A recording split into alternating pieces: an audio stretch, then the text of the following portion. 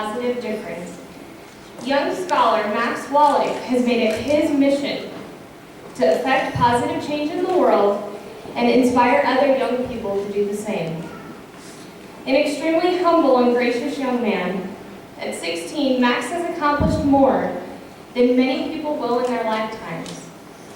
Whether creating inventions to help those less fortunate, conducting research in the pharmacology and experimental therapeutics lab at Boston University, managing his 501c3, or editing the Alzheimer's Reading Room blog, all while attending school full-time, Max is using his abilities to make a positive difference every day, not only with his incredible endeavors, but also through his exceptional character.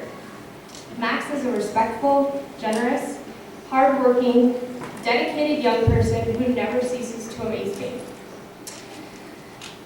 I know Max will amaze and inspire you too. Please welcome one of my co-scholars, Max Wallack.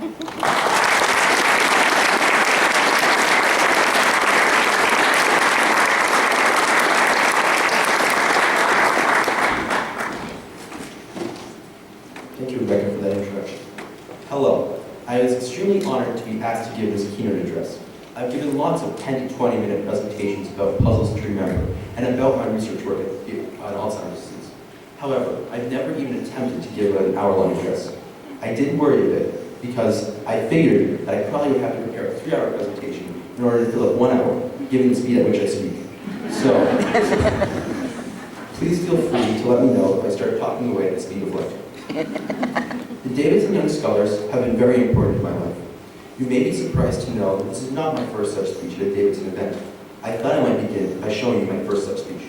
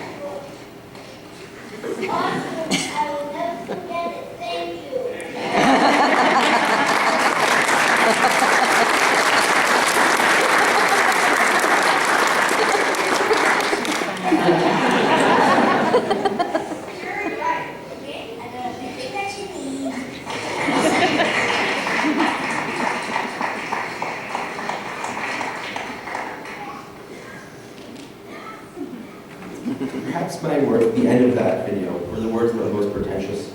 At that meeting, back in 2001, when I was 5, I think I did get everything that you needed.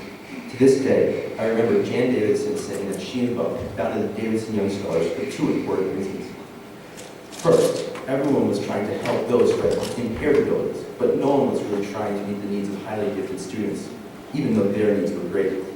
She went on to say that she felt that the Davidson Young Scholars had the potential to make a real difference in the world by helping those students who had very high potential. After all, if the abilities of those students were supported, those would be the students who would be able to have the greatest possibilities of solving the world's problems and making a real difference in the world. She finished by saying that she believed that anyone who had the ability to help others has the responsibility to do so. At this point, I should stop and say that apparently, I was the only one who heard Jan say those words that day. My parents and the Davidson counselors seem to have never really heard those exact words. The only way I can explain it is that whatever Jan was really saying, the words I heard were the interpretation of my just turned 5-year-old mind, and those words have made a profound impact upon my life. But I'll tell you more about how they affected my life later. I have a few overall things that I would like to share with you in this speed talking session. First, I would like to tell you about several young people and the amazing things that they are accomplishing. My goal is to be able to inspire you and show you that very young people can still make a huge contribution to society. After that, I will share with you my story and what I have found inspirational, from my first invention at the age of 6, the puzzles to remember with my nonprofit organization, to my current research at the Pharmacology Lab at Boston Medical Center. I know that many of you will long remember this conference. For some of you, it will have been the first time that you've met other kids that could actually understand your interests. I I think it's a very important thing to know that there are others out there, a lot like you. For me, one of the greatest perks of attending award ceremonies has been the opportunity to meet other young people from around the globe that are making a real difference in society. Many people have complimented me by saying that they think I am humble. I can only say that meeting some of these students would make anyone humble. Time and time again, I have found myself surrounded by a group of such incredible kids, I couldn't figure out how I belong there. I would like to tell you about a few of them. In 2008, I was invited into St. Louis by Build-A-Bear Workshop. That's where I met Cody. Cody was 6 years old when I met him. He had been born with a birth defect that resulted in his having both legs amputated before he was 2 years old. What a perfect slogan for Cody. He is no invalid. He believes that excuses are invalid. He believes that he can accomplish the near impossible with enough effort. What is most amazing about Cody is his spirit. He never stops smiling, and he's one of the happiest kids that I've ever met. He is also a very gifted athlete. He participates in hockey, gymnastics, t-ball, soccer, swimming, running, golf, and he has even flown a plane. He is an accomplished athlete that has competed successfully in many triathlons. Cody uses his skills to raise money for other children afford prosthetic legs. He has raised well over $100,000. And I still haven't shared with you the most amazing thing that he does, what I find most inspiring. Cody meets with our servicemen who are returning home after being injured at war. Here's a photo of Cody with Colonel Tim Karcher, one of the servicemen who has helped. Seeing Cody's abilities and spirit gives these servicemen hope. He inspires them. He makes them believe that there is still a wonderful life out there waiting for them. When the Dolphin Tale movie was being produced, Cody was invited to the set to meet the young dolphin with whom he has so much in common. Now, you can understand why I was wondering how I could ever be honored in a group of Codys. Next, let me introduce you to Bilal Rajan, who lives in Toronto. He's about my age, and he's been in philanthropy since the age of 4, when he went door to door selling clementines and raised $350 for earthquake relief in Gujarat, India. In this video, Bilal explains how microphilanthropy works, better than I could ever explain it.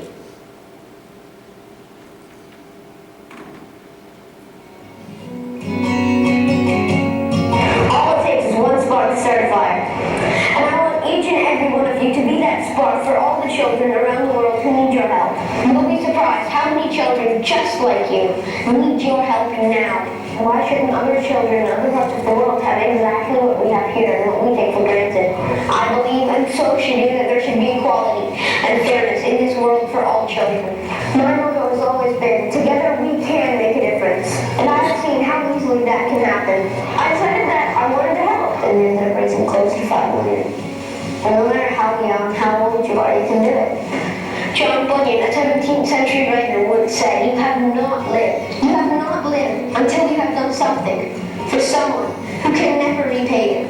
It's just amazing to see what has happened and what can be done, and to come back here to tell it to people my age. My name is Bilal Rajan, and I am 11 years old. For 7 years, I have been working towards helping those in need all over the world. From selling clementines in my neighborhood to working with UNICEF to raise millions of dollars in response to the 2004 tsunami. One child, one world, one love we create. One hand in the other, and 2 designate. I know this, I need this, I want this for you. All together now, let's see what we can do. We can change.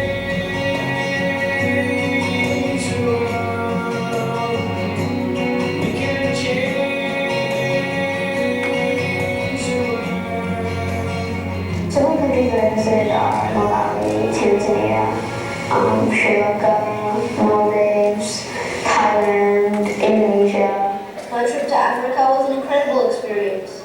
I learned that the only way to get through things is not to give up. And I will never forget how everyone always had a positive attitude, no matter what the circumstance.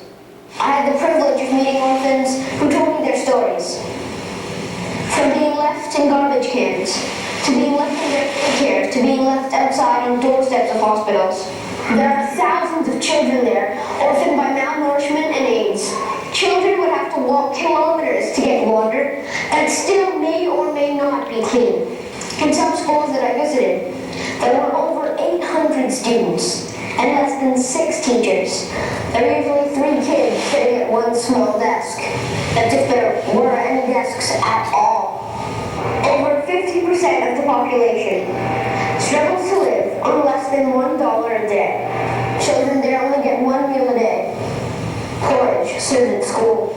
Their only possessions sometimes are just the clothes on their back. But one of the best things that I saw, an amazing thing, was that they had a joyful life and a willingness to survive.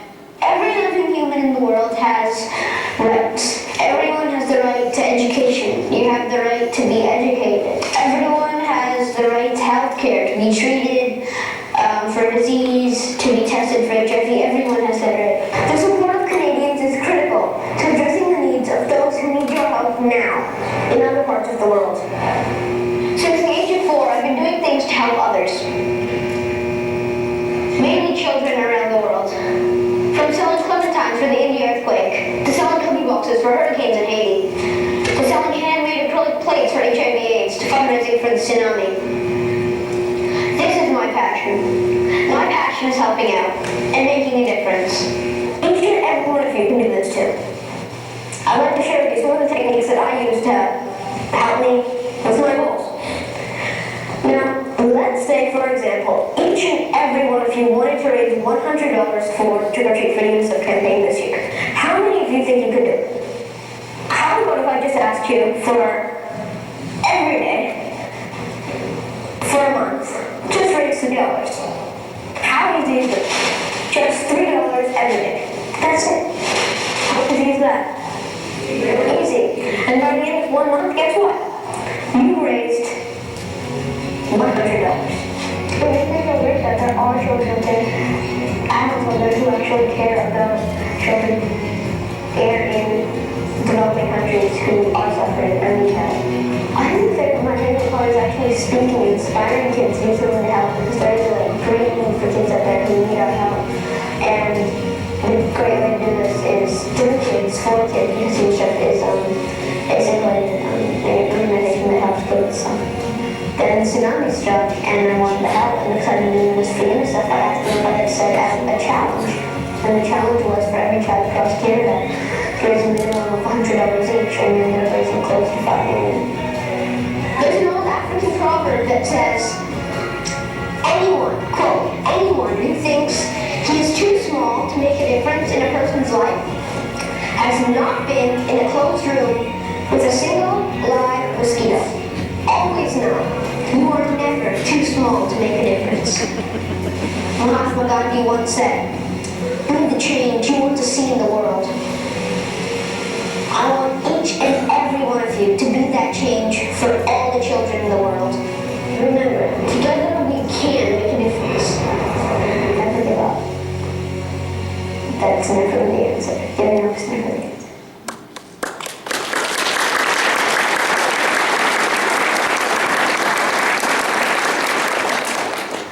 Today, Wallack is 15 years old. He's an official UNICEF ambassador. He is often recognized as the world's youngest ambassador. He has had the opportunity to travel internationally and discuss his ideas with leaders such as Nelson Mandela. He has raised well over $5 million for various causes, and he has built a school for children in Tanzania. Remember, Wallack started when he was 4 selling clementines. It only takes a small effort to make a huge difference. Seeing the huge results of a small effort is addictive. What I'd like you to know is that Wallack isn't any different from you or me. In St. Louis, where we met, he was just a normal kid, hanging out with friends by the pool and enjoying the zoo. The next young person I'd like to share with you is Ashley Smith. Ashley began her philanthropic work at the age of 9. When Ashley was 5, there was a fire in her home. Her family wasn't hurt, but they lost everything. Ashley's father is a fireman, so Ashley was very aware that there are many tragedies where children are left with nothing. Ashley decided to start collecting toys to supply to children who had lost everything in disasters. Let's listen to Ashley tell you how wonderful doing this makes her feel.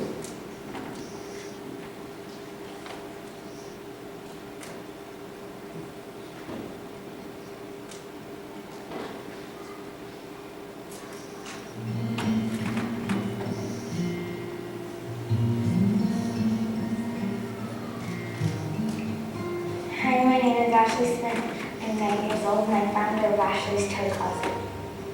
I started Ashley's Toy Closet because we had a house fire and I was 5. And then the Angora fire struck. I decided to do a toy drive for the kids in the Angora fire. I got my website started because after me and People magazine on June 2nd, people wanted to donate money. Over a year of donating toys, I think I've donated 3 semi-trucks full. One from Penske, which they were all 26-foot trailers. In the Angora fire, we had one little girl, her house actually got burnt down, and I had the favorite strawberry shortcake puzzle that she liked, and that was a good feeling. And then when I did the friendly flood, I had a little boy that lost his doodle-bop drums, and I had one of those. And then in Chico and Concow, California, we had 2 little boys that could only fit toys in their backpacks, and I think we stuck about 10 toys in each of their backpacks because we unboxed them. My dad is a firefighter, and pretty much every fire I go on, I travel in his footsteps about 2 weeks later.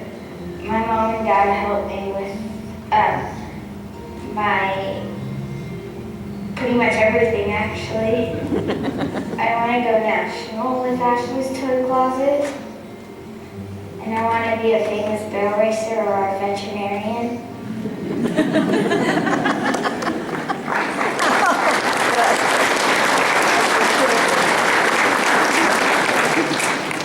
Ashley is now trying to supply toys to the children of the many recent tornadoes.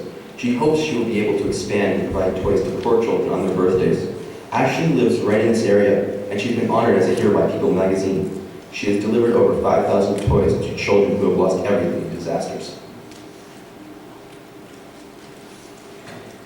The most amazing part of all is that these 3 stories are just a grain of sand in a mountain full of young people that are making a difference in the world.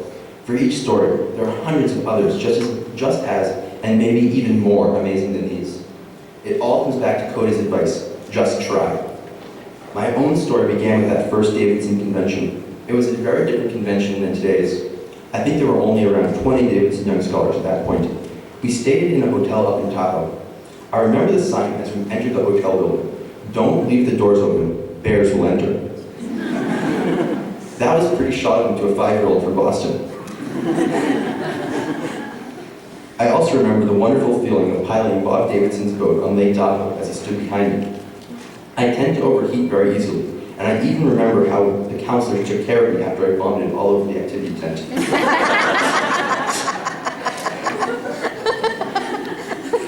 But mostly, I remember the words that I took to heart. I left feeling, no, believing that it was my responsibility to help others. My first opportunity arose when I was 6. We had just purchased our first minivan, only to find that my great-grandmother, who lived with our family, couldn't get into it.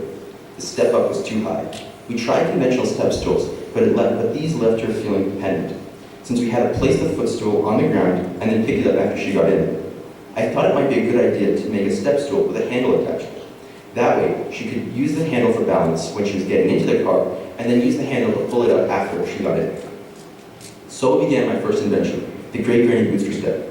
I never set out to invent anything. I only noticed a need and tried to brainstorm a solution to that need. Soon after, I learned that NSTA Craftsman was having an invention competition about inventing new tools. I entered the Great Granny Booster Step and won first place. We were invited to Chicago, and the whole family headed up, this time in the minivan. I had many amazing experiences in Chicago. It gave me the opportunity to meet other kid inventors. Then, Great Granny, as I called her, was interviewed about how she felt about my building the step for her. My dad was able to tape the TV news as it showed her segment. It's not a very good video product, but it represents something very important to me. In this century, a portable wooden platform dreamed up by a 7-year-old inventor named Max. The Great Granny Booster Step. Max Wallack's inspiration is his 80-something great-grandmother Gertrude. I can't tell it to you in words, but it's everything to me. But you can have doesn't walk very well, and she has trouble getting into a minivan. The fact I know you don't want to go. So this young inventor dreamed up a solution. And I told the system a step, a handle, and a peg. She steps up onto the step, she holds the handle for a balance, and then she picks it up, she takes the peg out, and she can take it wherever she goes. Presented by 2nd through 8th graders nationwide and honored at the Museum of Science Industry today. Young minds already making a difference in the lives they touch. I'm happy I can be with them more. Vince Girasoli, CBS 2 News.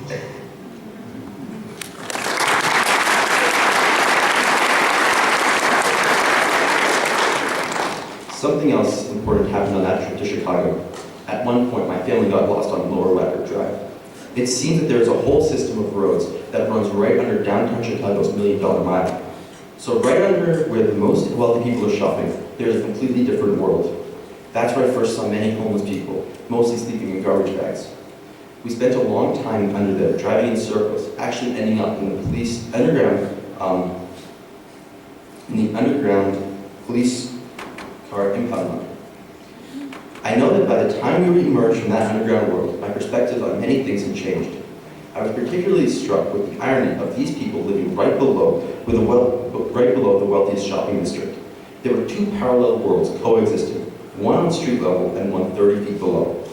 I recall at the Invention Awards ceremony telling Bob Villa that I knew it was my responsibility to invent something to help those homeless people. Now, what doesn't work for me is to sit down and think, what can I invent to help those people? Many people have asked me what it takes to be an inventor. I've thought about that and decided that what it takes is being very observant. A person has to notice what is happening around him and notice what people really need. But then, one needs to tuck that information in the back of one's mind and keep it there until the right moment when you see a solution to that need that could actually make a difference in someone's life. In Chicago, I filed away in my mind the needs that I saw among those homeless people. The next year, when I was 7 or 8, my great-grandmother's, or great-grandmother's as I called her, needs were becoming greater. She was becoming more forgetful, and it was more important to always keep her with us. She loved to go shopping, but she couldn't stand very long. Since she already used a cane, I decided to try to give her a seat attached to her cane, and that she could fold out whenever she needed it. That's when I built the walk-and-wait cane.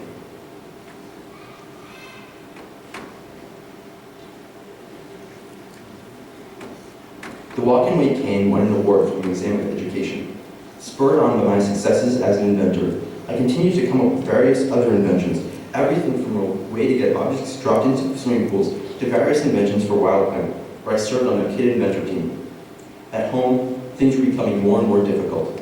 Gregory was diagnosed with dementia in 2005 when I was 8. When I was young, she was one of my caregivers. But by the time I was 8, she was more like a sibling. Sometimes she was very responsive and caring, but other times she acted as my sibling rival, jealous of any attention that I received. I remember one time when I was 7 or 8, my parents had to go out shopping for a short time and leave me with Gregory. Gregory was very pleased. She felt that she was being trusted to take care of me. Quietly, I was told that I needed to keep Gregory engaged and that I was being left to care for her. From age 8 to 10, I was assuming more and more responsibility for Gregory. By the time I was 10, she was in and out of hospital geriatric wards. She, like 40% of individuals with Alzheimer's disease and other dementias, was always trying to escape. I guess if someone doesn't recognize their surroundings, they always think they're in a strange, unfamiliar place, so they're going to keep trying to escape and go home. That's what Great Grams did. However, this meant taking turns sleeping on the floor at the door of Great Grams' room. I spent many nights there. Great Grams wasn't just a wanderer, as many Alzheimer's patients are. She was an escapist. She would actually plan her escapes, many times going to sleep with her underclothes and slip-on under her nightgown so that she could make a faster escape. Once, she actually did get up, early one morning. In her 90s, with a bad leg, she made it down the hill to the corner of Major Street, flagged down a truck driver and told him that we were trying to kill her, and she convinced him to let her climb into his truck. Thankfully, he and his wife took her to the police station, where she was, once again, admitted to the geriatric psychiatry ward.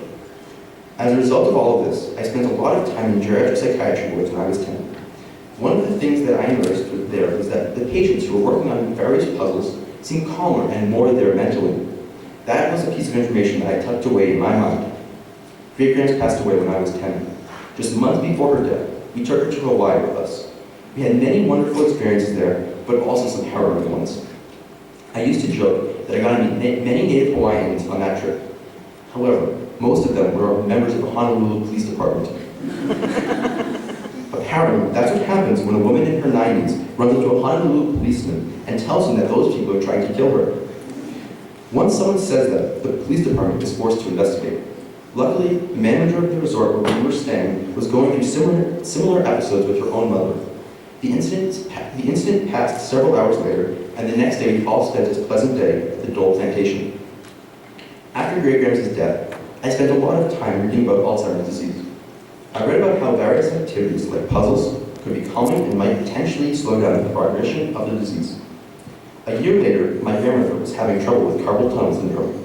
She had worked very hard with Great Grams, pushing her in a wheelchair and changing Great Grams' clothes all the time. The splints that doctors gave her to wear were hot, cumbersome, and uncomfortable.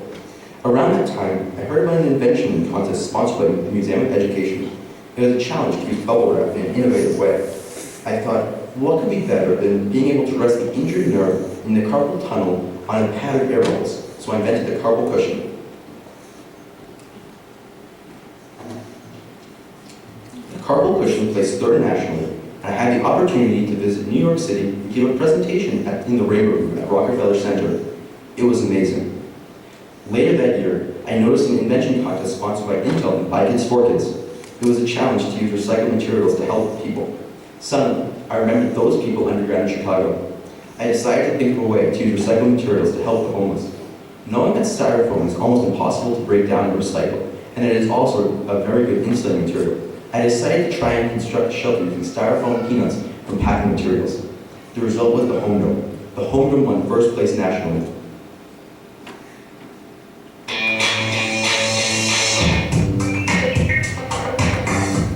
So I'm here at Continuum, and I'm waiting for Max. Max is the grand prize winner of the Design Squad Trash to Treasure competition, sponsored by the Intel Foundation. Design Squad, Intel, and BKFK teamed up together to challenge kids to take recycled and discarded materials and re-engineer them into a new product. Max is the grand prize winner.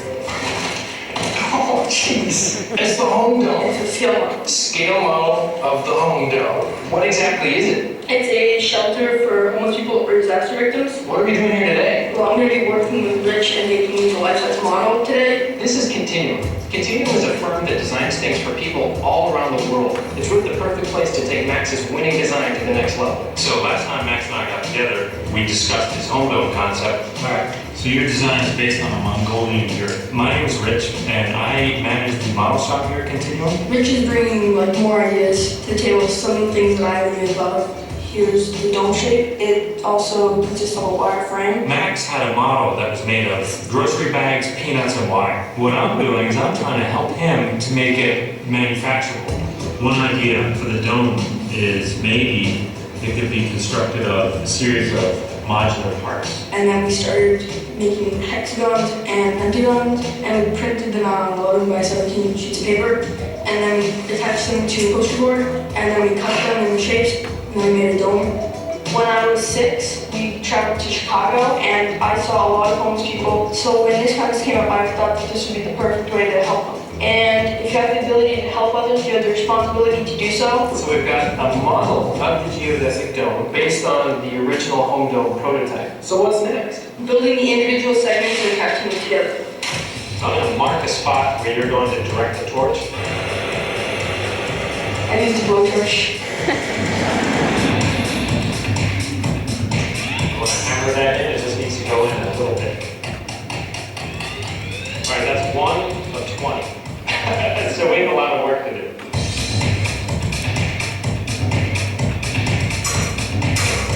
Okay, now on to the bags. My original model was made from grocery bags, but now we're using grocery bag material. Polyethylene, that's probably one of the most recycled materials out there. So this is a great choice for the outer skin. So now the next step is to fill it with peanuts, connect it, seal it up, and we have our dome shape. This pentagon is hot off the press. This thing actually has a whole lot of structural rigidity. They're going to have no trouble building a big old structure out of these.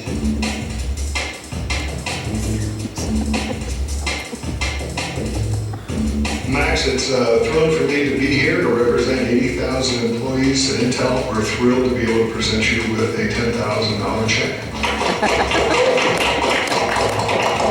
Let's get inside. This is great. If you're interested in this, try to identify a need of people and try to find a solution for that need. Good job, man. Thanks.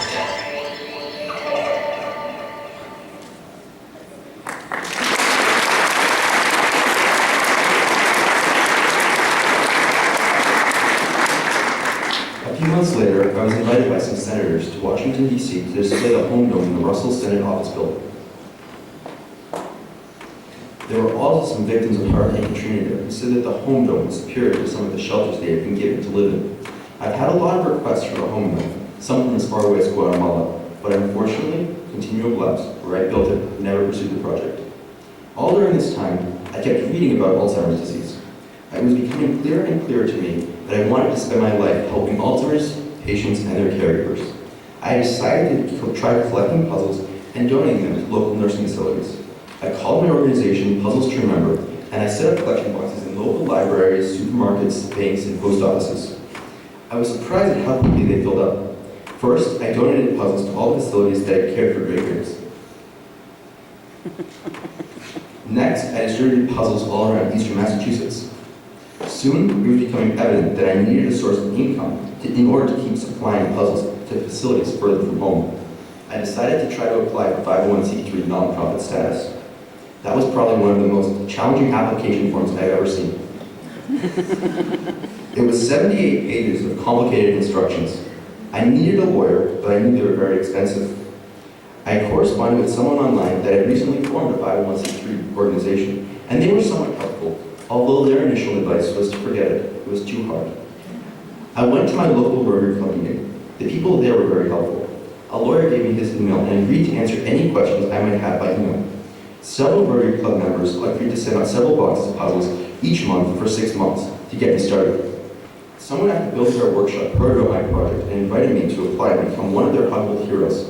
As a Huggled hero, I was invited to St. Louis for an amazing experience. That's where I met Cody and Bilal, among others. We spent one morning together at an inner city school, painting a mural for the students there. Here's a photo of me working with Cody and another Huggled hero as we play on a mural. Here we are painting a mural. And in this next photo, Maxine Clark, the CEO of Build a Bear Workshop, displays our finished mural. We also went to an amazing ceremony at the St. Louis Zoo, which was kept open in the evening for our private group. The Build a Bear Workshop gave each winner a $2,500 check that could be donated to any charity of our choosing. Puzzles to Remember was not yet a 501c3 organization, so I decided to donate my check to the Boston University Alzheimer's Disease Center. I was invited to the Alzheimer's Disease Center, where I met some of the people that I work with to this day. It was a pivotal moment in my life. Soon after, Puzzles to Remember became an approved nonprofit organization. People sent donations that covered the cost of shipping puzzles, but I still recognized an important deficit. Most of the puzzles that were available were too complicated and had too many small pieces for Alzheimer's patients. The puzzle with fewer pieces had childlike themes like Dora or SpongeBob. Even adults with Alzheimer's are still adults, and they don't enjoy doing children's puzzles. I decided to contact this puzzle manufacturer and see if I could convince them to make puzzles for Alzheimer's patients. And I chose Springbok Puzzles to contact first, since they had given me a large donation of puzzles previously. I received a response from Mr. Pack, their president. He said, "We can and we will get this done." Springbok asked me about themes and colors and piece size and count. They even let me choose the images on the puzzles. Anyone who came to the display tables in the last few days saw what beautiful puzzles they had created. Mr. Pack asked me if I wanted to get royalties or what I might want. I told him that I would like the ability to give them addresses of nursing facilities and have them send puzzles free to those facilities. For the past 3 years, that is what has happened. Each year, depending on their sales, they give me an account of puzzles which I have control over to send wherever I wish at no cost to me. Let me share some of the faces of people doing these puzzles. So this is a grandmother and grandchild working together on the puzzles, and you can see how happy both of them are doing the puzzle together. This is a woman who actually was 101, who was doing a puzzle, and you can see the smile on her face. She actually passed away a week after, but you can see how much happier she was even a week before her death doing these puzzles. And here's some more of happy, these are small patients with Alzheimer's disease, and you can see how happy they are doing these puzzles. I also continue to collect used puzzles with higher piece counts, which I now send to facilities that care for patients with mild cognitive impairment and physical problems. Interestingly, the new research out of Varsha Medical Center is showing that working on puzzles and similar cognitive activities can actually postpone the point at which an Alzheimer's patient is no longer able to function independently in society. It doesn't postpone the final outcome, but it does build up a sort of brain reserve that in over a 10-year time span, a person might be cognitively functional for maybe 8 years out of 10, instead of only 4 years. This is a huge difference both to the individual and to society. However, once the burden of the destruction of brain cells has continued to a certain level, the increased reserve can't overcome the destruction, and by 10 years, they're at the same level of impairment. By now, I have distributed over 12,700 puzzles to almost 1,300 facilities across the United States, Canada, Mexico, Colombia, and England. I am also advising people in Portugal and Australia on setting up their own programs.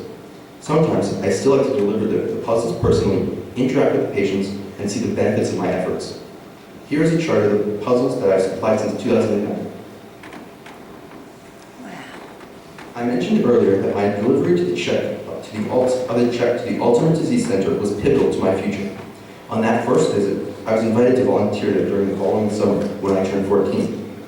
I was told that my work would mostly be clerical and not glorious, but I would be around where Alzheimer's research was really happening. I spent the summer of 2010 typing endless names into the computer and carrying boxes up flights of stairs, but it was worth every minute of it for the few awesome opportunities that I had. Soon, I was invited to attend a weekly journal club about chronic traumatic encephalopathy, just as it was being publicized in the net. I learned so much at those meetings, and I was treated just like everyone else. Everyone else consisted of medical students, postdocs, and researchers.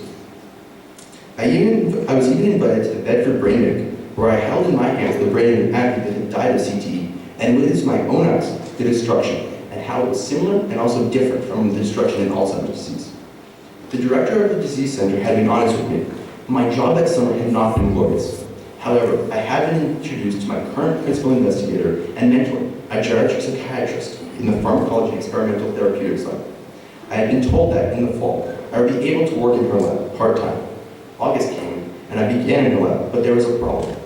Every time I entered the lab, no matter what anyone did, my ID set off an alarm system. Finally, after a few days of this, I was dismayed to discover why. Apparently, it's illegal in Massachusetts to work in a lab that also houses animals under the age of 15. So once again, I was told to keep working in the office until I turned 15 the next minute. I was so happy when May finally arrived. As they had promised, I began my work in the pharmacology lab where I work currently. For the past year, I've been working on studying various enzymes and their possibilities to serve as biomarkers for Alzheimer's disease. Here's what I've been working on. So this was the senior thesis that I gave. So this presentation is going to talk about just what Alzheimer's actually is and how it was discovered. And then the studies that I've done with 2 different substrates, substrate 5 and family beta. And all that a substrate really is just a molecule, and in this case it gets broken down by an enzyme. So Alzheimer's disease is the 6th leading cause of death in the United States today, and its prevalence is expected to increase dramatically. It is also the only disease out of the top 10 diseases of the nation's top 10 diseases that is actually increasing in prevalence instead of decreasing. So right now, there are around 5 million Americans suffering from Alzheimer's disease. And by 2050, there will be around 13.5 million. This actually costs the healthcare industry directly around $200 billion, and by 2050, it will cost around $1.1 trillion. So that's a large increase from what it is now, and even now it's very large. So if we were to be able to detect all changes in the brain and maybe start the treatments that we have currently earlier, even though the treatments that we have currently aren't cures and they don't really help a lot, they do help stabilize the progression for a few months, especially when you diagnose someone with Alzheimer's at an earlier stage. So if we would be able to diagnose someone with Alzheimer's before they actually get the clinical symptoms, and it's just the amyloid beta building up in their brains, we could be able to actually both decrease the costs on the healthcare industry and also decrease the suffering that experienced by the patient and also put onto the caregivers. So in 1901, Dr. Alzheimer, who was a German physician, had a female patient in her 50s with a mysterious disease. When he asked her what her name was, she said Augusta. When he asked her what her last name was, she said Augusta. When he asked her what her husband's name was, she said Augusta. When she died in 1906, Dr. Alzheimer performed an autopsy, and he discovered these plaques of this unusual protein in her brain. And that's actually a picture of Dr. Alzheimer. So Alzheimer's disease is a progressive fatal brain disease. These plaques and tangles destroy brain cells, basically by clogging them up and starving them with nutrients. And because they're destroying these brain cells, it causes memory loss, confusion, and despair. And as you can see, this is like a typical patient of Alzheimer's disease who's confused and has depression, and you can also see how happy sometimes they can be.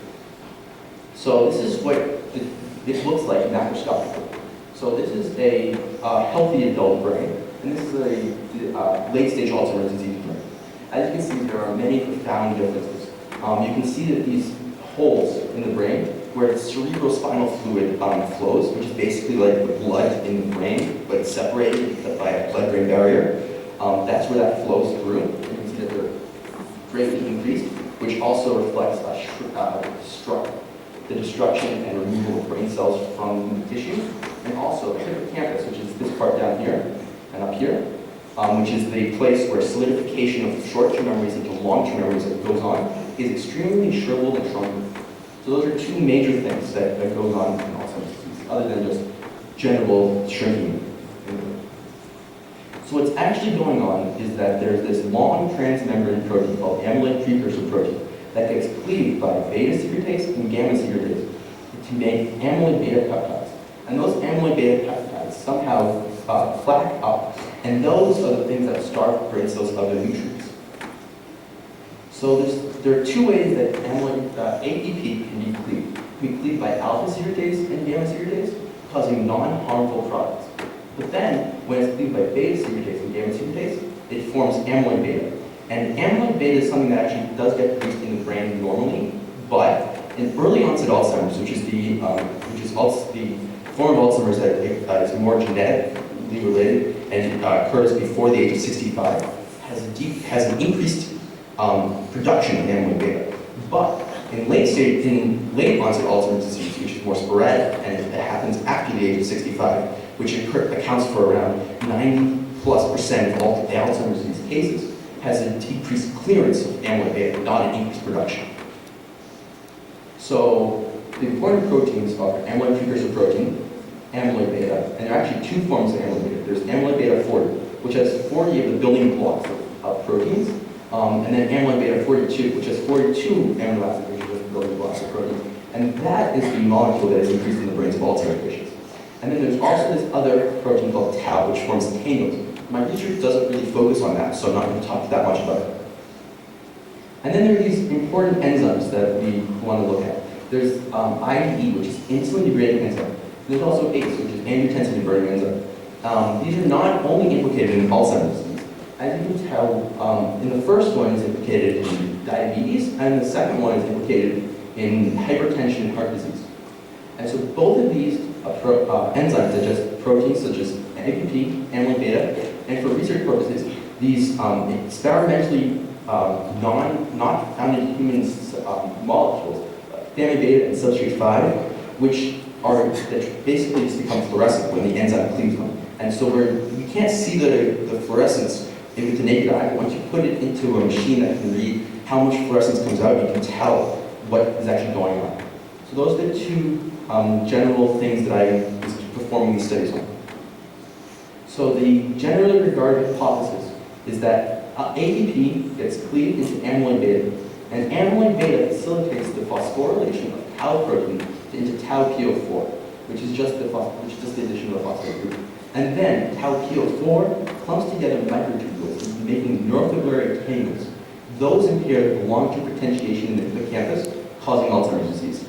So, if we could figure out a way to increase the clearance of amyloid beta before it starts the phosphorylation of tau either through enzymes or drugs, we could potentially stop the cascade at this point and not have it go to Alzheimer's disease. And that's actually why we need to have earlier diagnoses, because once the tau is already phosphorylated, it doesn't actually seem to help to get rid of the amyloid beta. It's just another marker. If you were to start clearing it before it phosphorylated the tau, you could potentially stop the disease from progressing. So the important questions that my research tries to address is, can amyloid beta be measured in blood serum? And also, does the activity of these enzymes in serum correlate with the enzyme activity in CSF, cerebrospinal fluid? So, as you can see from this picture, taking CSF is not a very pleasant experience. It's very painful, very expensive, and it's very hard to do. And even when you do it, you generally don't get much out of it. You can get maybe 10 microliters out sometimes. And doing this to 5 million Americans is just not practical. But what if we were able to do a blood test, measuring the same enzymes that we measure in the CSF? That would be much cheaper, more efficient, more effective, and we could do it on we could potentially do it on 5 million Americans. So, if the enzyme activity in the CSF is correlated with the enzyme activity in the serum, we could potentially just we could develop a blood test for Alzheimer's disease rather than doing it this way.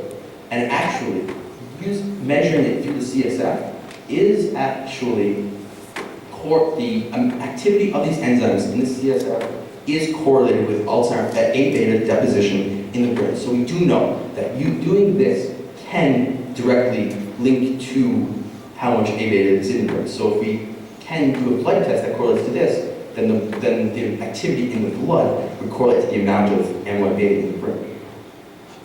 So the first studies that I did were with substrate 5. Several enzymes, the general class of metalloproteases, which are just big enzymes that have a transition metal in the middle, they can all cleave substrate 5, which becomes fluorescent. So not just ACE and ID. There are other enzymes that do that. And human serum does have the enzymes that can digest proteins, that can digest these proteins. And then serum and CSF enzymes are correlated, so that's a good finding that we found. So basically what we did was that we would mix the serum or CSF with this saline solution buffer, and then we would add the substrate 5, and then we would do this time course measuring where we would see how it changed over 24 hours. So we would measure it at 0 hours, half an hour, 1 hour, 2 hours, and 24 hours. And the subjects that we used were cognitively normal, adult, healthy surgery patients from a hospital in China who had CSF and serum taken for causes unrelated to any mental problem. And then we also normalized all of the data that we got from each day with the serum from a 38-year-old lab worker that was also measured on that day, because the machines that we were using to read the fluorescence are variable depending on temperature and a lot of other factors. So in order to actually get accurate representations of how the how the samples actually, how much activity these enzymes had in each of the samples, rather than just the variations of the machine, we had to normalize them, which is basically just dividing the value from here over the value of this from that each day.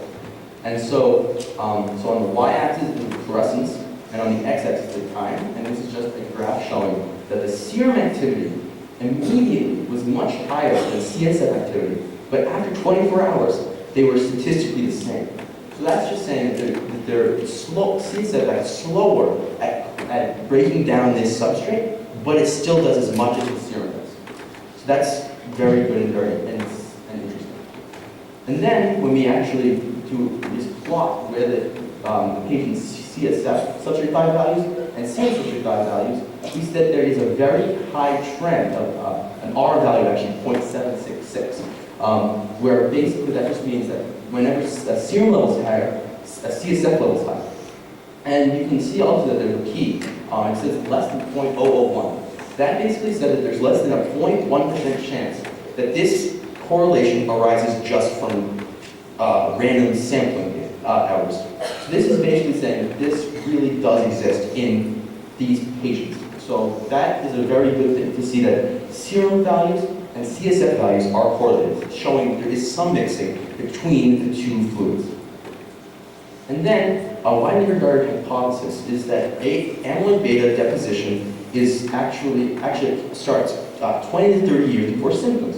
So these patients were really aged to see if that hypothesis were true. They were from around 40 to 60. What we saw here is that this one actually only is showing the serum there, but there are other graphs with like CSF, and there are many other graphs like this that basically said there's no correlation to age from these values. So that says that there really seems to be no amyloid beta buildups over time. What we found was very interesting was that when we distinguished between men and women in these samples, we saw that there was a statistical trend with a p of less than 0.1, saying that there's a 10% chance this arises from sampling error. We see that there's a statistical trend that says that there's a higher value for serum when there's a higher value for CSF. But then when we look at women's values, we see that there's a much higher statistically significant trend. It's a p of less than 0.01, which is much better. And this is what this suggests is that there is some difference between men and women's mixing of CSF and serum, possibly because of women's more leaky blood-brain barriers. We don't know if that's the case, but that could suggest that that's the reason why this is happening. But all we can see from this is that women and men have different mixing of CSF and serum and the enzymes in the two. So the conclusions from these studies are that enzyme levels in serum and CSF are correlated. Correlation is higher in women than in men, and enzyme levels do not correlate with age. And then we started working with this other substrate, which basically is an amyloid beta molecule with this fluorescent thing attached to it. And so this really is only cut by things that cut amyloid beta. But the activity is a little bit harder to measure than substrate 5, and that the activity is sort of variable, except that when you normalize the data, the variation is cut down significantly. And that also, family beta activity in serum and CSF are significantly correlated. So that's another good result. So this protocol is much longer than the other protocol, where we basically add these beads that attach to the family betas, and then when the enzyme comes, it basically cleaves the family beta, releasing the fluorescent part into the liquid, and then we centrifuge it to get all the solid to the bottom, and then we see how much of the how many of the amyloid beta molecules are actually cleaved to see how much fluorescent there actually was. So that it's a little bit harder to do than substrate 5 data test, but it still works. And this is just a table of correlations, and as you can see, a lot of them are significant. The cutoff for this, NS just means not significant, and the cutoff for that was 0.05. There were a lot more of these that actually be filled up if you had your P of less than 0.1, but 0.05 is a little bit more manageable. And as you can see, substrate 5 correlation with other substrate 5 data were very highly significant, very highly correlated in a positive direction. And family beta values with other family beta values were highly correlated in a positive direction. But then when you look at family beta values and substrate 5 values, you see the correlation between the two. It's very interesting that they're actually highly negatively correlated. And we don't really know exactly why that's going on. But we do, there's another person in our lab who's been doing this with hundreds of other patients, serum substrate 5 and family beta tests, and isn't seeing the same trend. So we need to figure out why that's actually going on. And as you can see, this one is still negative. It's not significant, but there is that negative trend to it. So that's just reinforcing the idea that that substrate 5 and family beta are negatively correlated. And then, as I said before, this family beta values among themselves were highly correlated significantly, which is a very good result. And then, interestingly, what we saw was that instead of having women have higher correlations and higher significance, men in this case had higher significance, which makes sense given that the substrate 5 and family beta values were negatively correlated. But even though men had higher correlations than women did, that still says that there is still a difference between men and women in the mixing of the fluids. Because they're negatively correlated, we don't know which one has a higher correlation, and we need to figure out why they're negatively correlated, but it still shows that there's a difference. So, for both substrates, enzymatic activity in serum and CSF were correlated. Interestingly, the two substrates were negatively correlated. The correlation between serum and CSF levels using substrate 5 was higher in women than in men, but using gamma beta, men had a higher correlation than women had. And no correlation was found between age and enzymatic activity in either CSF or serum. And one or both of these substrates could serve as a biomarker once we understand why these substrates have a negative correlation. And because they had such high correlations among themselves, they do serve as strong potential candidates for biomarkers. The future research that we want to look at into is, do IDE and ACE interfere with each other? ACE is a much bigger enzyme than IDE is, and so possibly ACE is actually just eating up the IDE before it has the ability to degrade the amyloid beta. And also we want to compare serum and CSF correlation between men and women using much larger samples. And so I want to thank the people that have made this research possible.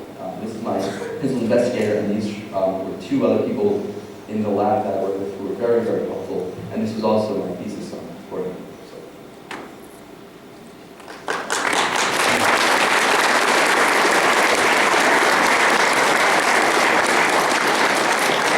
So I'll be beginning an additional research project when I return home. I'll be working with Alzheimer's mice. I'll be studying the effects of stress and socialization on the buildup of amyloid beta in their brains. Also, for the past 3 years, I've been an editor for the Alzheimer'sReadingRoom.com. On that site, I provide information and support for Alzheimer's caregivers. Caregiving to Alzheimer's patients can be so stressful that close to half of all Alzheimer's patients outlive their caregivers. The government is just beginning to pay attention to this and starting to understand the need to supply support for these caregivers. Last March, the American Association for Geriatric Psychiatry extended to me membership in their organization. I attended their conference in March, and I learned a great deal. I hope to be present at their I hope to present my research at their conference next year. I hope by now I've been able to share with you where my own sources of inspiration have come from Jan's first words to an impressionable young mind, to my great-grandmother's needs, to the smiling faces of Alzheimer's patients around the world whose lives I've been fortunate enough to touch, to the many mentors I have met along the way. These include Krissa, my former Davidson family counselor. I can only describe my relationship with her as she's been my interactive diary. For many years, I wrote to her almost every day, and somehow, just expressing myself in those emails helped me make important decisions. My relationship with Krissa has developed into one of mutual admiration. I know that Krissa will be my lifelong friend. I can't express how much appreciation I have for her friendship. I've spent my life watching others, discerning their needs, and trying to do my best to help them. But I continually receive back much more than I could ever give. Knowing I put a smile on the face of someone who experiences only confusion and agitation is the greatest of rewards. I can only imagine the rewards that Cody receives when he gives returning service in New Hope, or Bilal when he builds a school for his children who would have never had one otherwise, or Ashley when she packed toys into the backpack of a child who has lost everything. I remember, shortly after the year that I became a young scholar, there was some criticism in the press about organizations, including the Davidson Young Scholars, because they were charged with putting a burden on gifted kids by expecting too much of them. Critics had said that these students shouldn't have to feel that they owe anything to society just because they're gifted. Those critics are wrong. All the young people in this room were given the incredible gift of intelligence. As Jan Davidson first recognized, you are the ones who have the ability to help make improvements in society. I believe it is your responsibility to reach out and make a difference. It doesn't have to be a huge earth-changing event. Micro-philanthropy is the source of many wonderful advances. All you have to do is just one little thing to improve the life of someone else. Once you do that a few times, you will become addicted to the feeling of euphoria that comes with knowing you made a difference. I want to end this with a short video of some of my heroes. But first, I want to thank Jan and Bob Davidson for making such a big difference in my life and in the lives of so many others. After this video, I'll be glad to answer any questions you may have.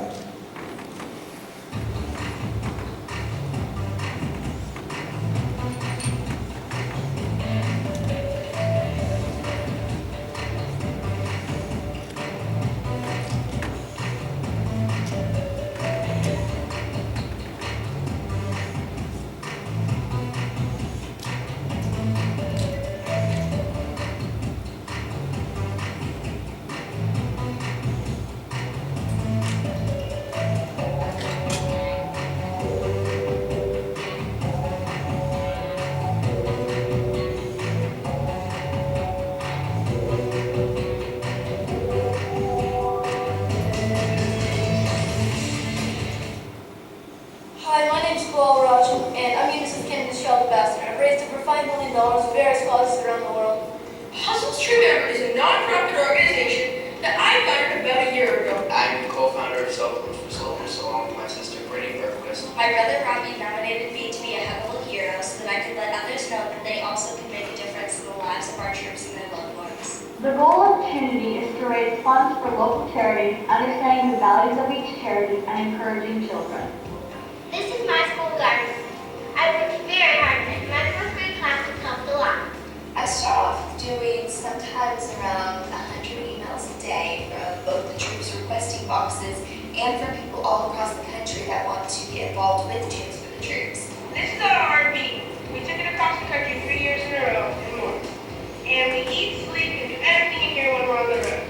Hi, I'm Kendall, and welcome to the Cancer Kids website. I'm raising awareness for people who have disabilities to live an active life. I founded an organization called Bowling for Bears that provides children in need with teddy bears during the holidays. I started Wallack on April of 2008 to help people with costs that are local animal shelters.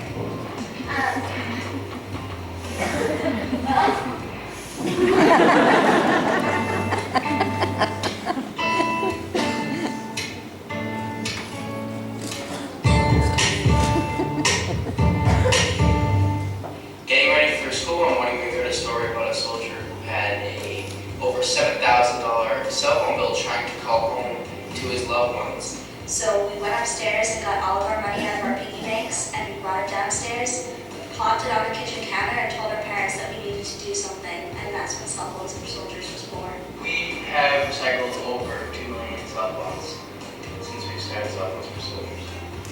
I started vegetable gardens and donating the produce to local soup kitchens to help feed people in need to promote my dream. I go to my gardens and pick vegetables about twice a week and then go donate them. During the last few months of her life, I spent a great deal of time with my great-grandmother as she went into and out of various hospitals and nursing facilities for Alzheimer's patients. And I discovered that working on jigsaw puzzles could actually delay the onset of this disease. Over the past year, I have collected over 1,300 puzzles, and I have distributed them to over 3 dozen facilities that care for Alzheimer's patients. We're here at the Camden Rescue Mission, where they have an annual toy drive for children in Camden, New Jersey. Bowling for Bears gives spirits to this toy drive.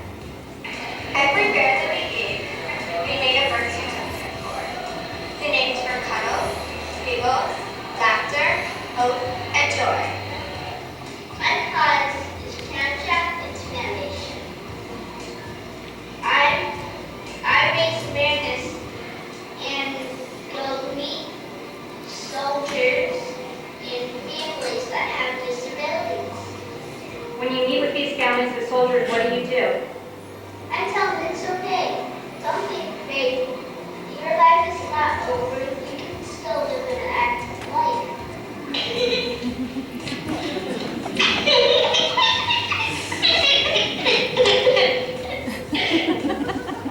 Right now, I'm about to go inside and show you some of the things that I do volunteer. I play with the dogs and cats. I socialize them. I touch up the dogs, and I take them on lawn trail walks. I know that my kibble is going to help feed these dogs and cats here at the Humane Society of Central Oregon, because every dog and cat deserves to eat for dinner. I was a healthy, happy kid that liked to do the normal thing. All that changed though when I was diagnosed with leukemia at the age of 10. I learned how so many people were dying every day because they couldn't find matching marrow donors. I decided to do something to help, and I planned a national marrow donor drive called Driving for Donors. Then, now. Last month, I visited South Africa to engage, participate, and support humanitarian relief efforts. He is an ambassador, the youngest ambassador of UNICEF. What was really profound was seeing HIV-positive babies and small children who were so sick they may not have long to live. So what do we think at? We better than that. What do we think at?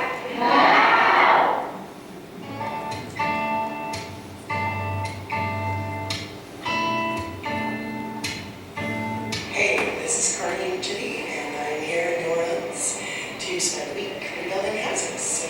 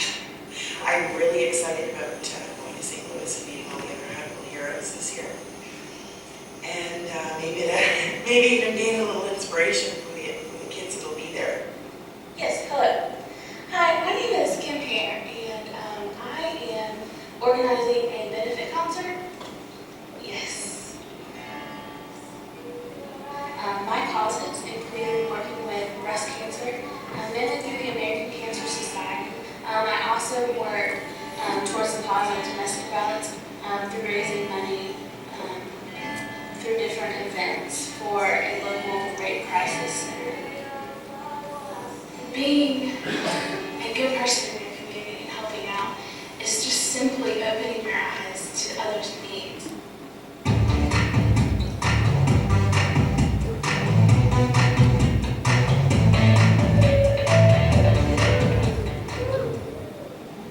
I'm proud to be a Build-A-Bear helper here.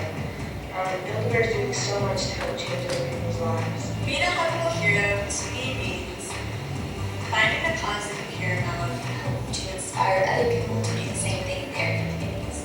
I decided that I was going to put my thoughts into action. Encourage and educate young people to give back to society. You don't have to be an adult to make a difference. Whatever it is that you want to do, you should just get out there and do it. Come on, let's go. What being a helpful hero means to me is I know I'm making a big difference in this world. Make a difference. We make a difference because anyone can make a difference. Although we're young kids have great ideas. They can do anything and everything. Together we can do.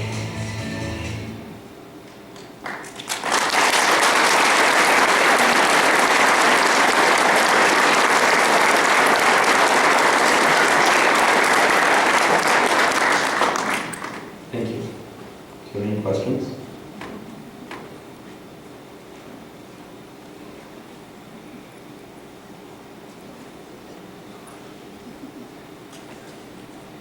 How did you go about finding people to help you create the inventions? Where did you start?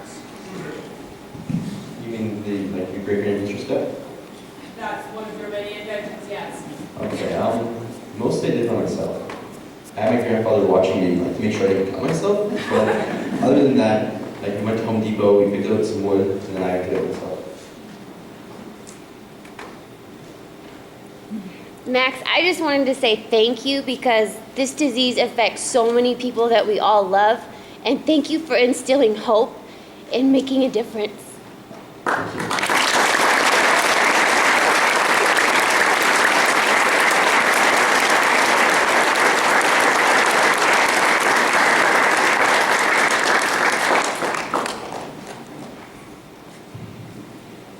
Where are you?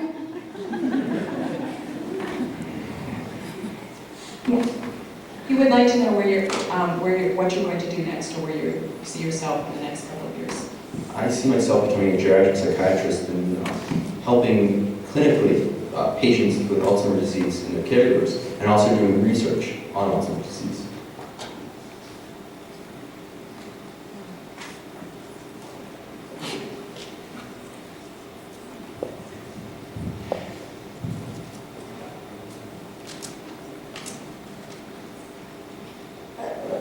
You did a great job with all your stuff. Thank you very much.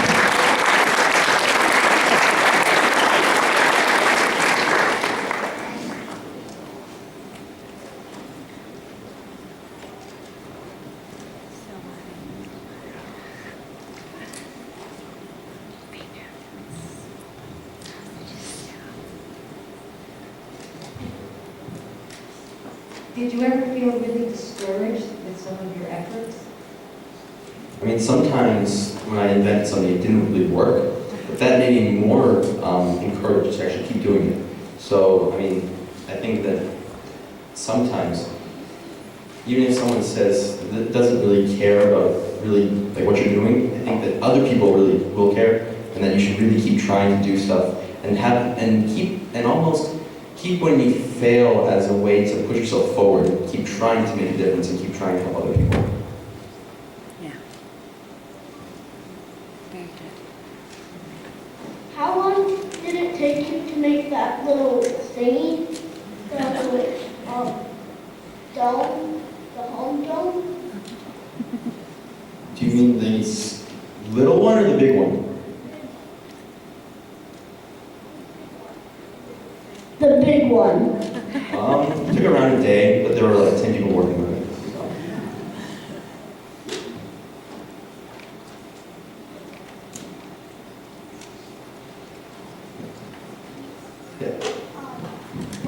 Why did the home dome never actually go out? Was it because it didn't work financially, or just why did it not end out?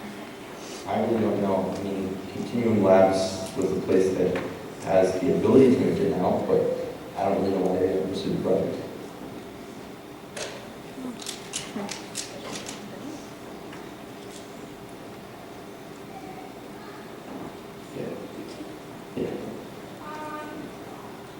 Do you think that you'll ever continue to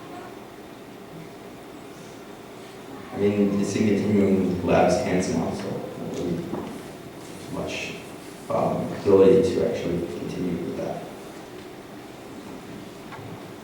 Can you repeat the question he asked? You said, do you ever think that you can like continue with the home mill, or continue marketing it, right? What has been your biggest challenge to date? I think that getting funds to supply facilities further from my home to Alzheimer's, like the Alzheimer's facilities further from my home, when I didn't have the ability to ship them out and I didn't have the ability to drive it, was a really big challenge. Have you ever patented any of your inventions? I have not, but I was going to patent the carpal cushion, it was patent pending, but there seemed to have been some sort of overlap with some other inventions, so it was already costing, it already cost $400, I think, dollars to try. I wasn't really ready then to try again.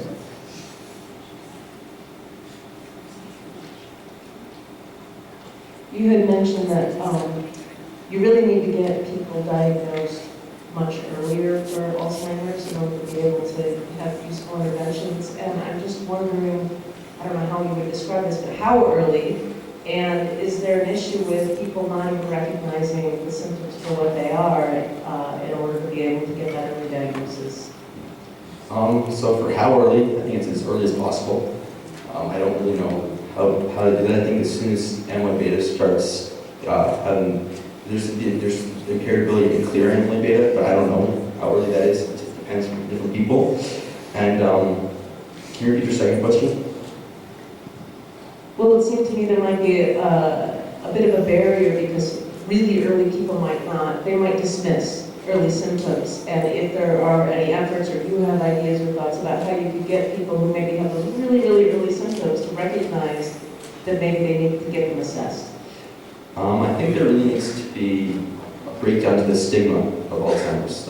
I think that there are a lot of people who, even after they've gotten diagnosed with Alzheimer's, don't do anything about it because they're in denial. They don't think that they have it. They don't really do anything to help themselves. And even after that, once they actually realize that they have Alzheimer's, sometimes it's too late, and they really can't do anything to help themselves, and they're really on the track of the suffering that they would have maybe possibly had the ability to lessen had they acted earlier.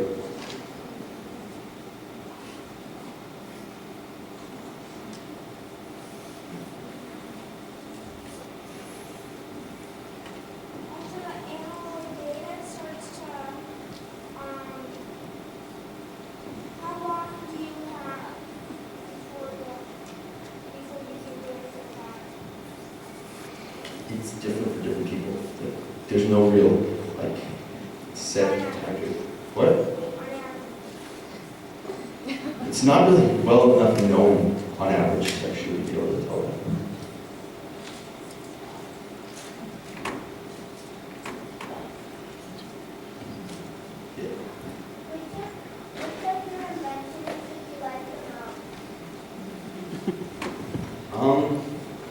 I think that actually, if I can call it an invention, I think puzzles to remember has been the most important invention. Because although I've done a lot, all the other inventions have really helped people, specifically in my family. I mean, they really haven't, been able to help probably the 100,000 people that I've actually been able to help so far. I mean, I like all the inventions that I've made, but I think puzzles to remember is the one that has had the most impact on my life. So you invented the walking stick? No, I didn't invent the cane. I invented this seat that I attached to a cane. And I mean, there were other seats that could attach to a cane, but they were very flimsy and they didn't really work very well for her. So I just invented a seat to attach to a tank.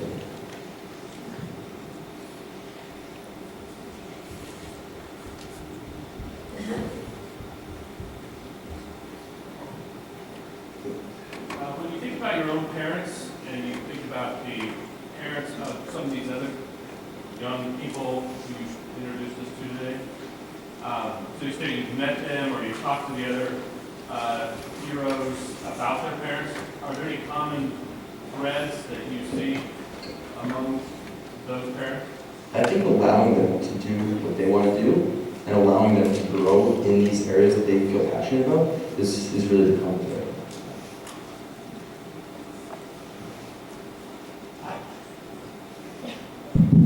I thought you said something really important that's worth maybe just another comment. You talked about how you had that summer internship where you really weren't doing the research, but you were doing things in the office and things like that. Can you just talk about the importance of when you get that opportunity, you know, how you approached it from that work, even though it wasn't the research? And even though it wasn't a very glorious thing, I wasn't actually doing research, I really was helping the studies that I was in on, and I was actually really learning a lot in the journal clubs and interacting with these people who were actually really doing the research. So I think that even if it's not the best thing that you could actually go for, if it's in the field that you're passionate about, or even if it's not in the field that you're like super passionate about, but just something that can really help you and something that you were interested in, I think that can really help. You shouldn't turn down offers because you don't think that they're like not good enough. You should really try to go for as much as you can.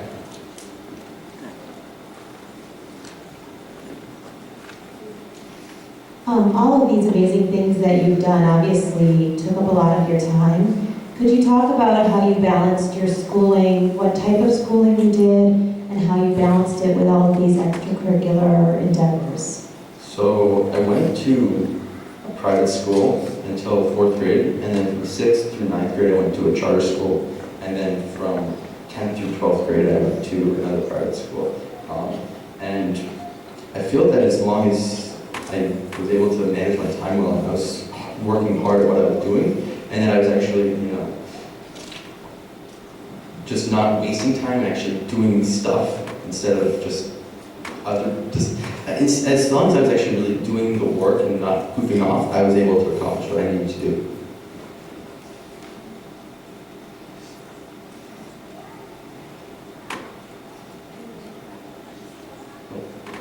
Sure.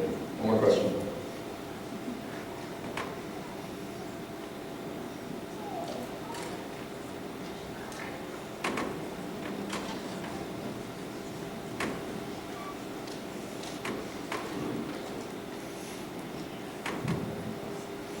Do you ever take time off?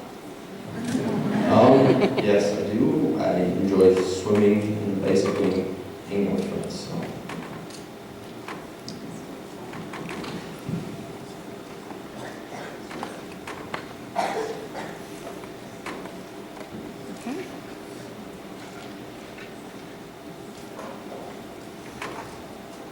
Are you currently working on anything?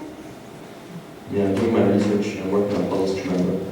And really, those two things are really taking a lot of time, but I feel that they're very fulfilling.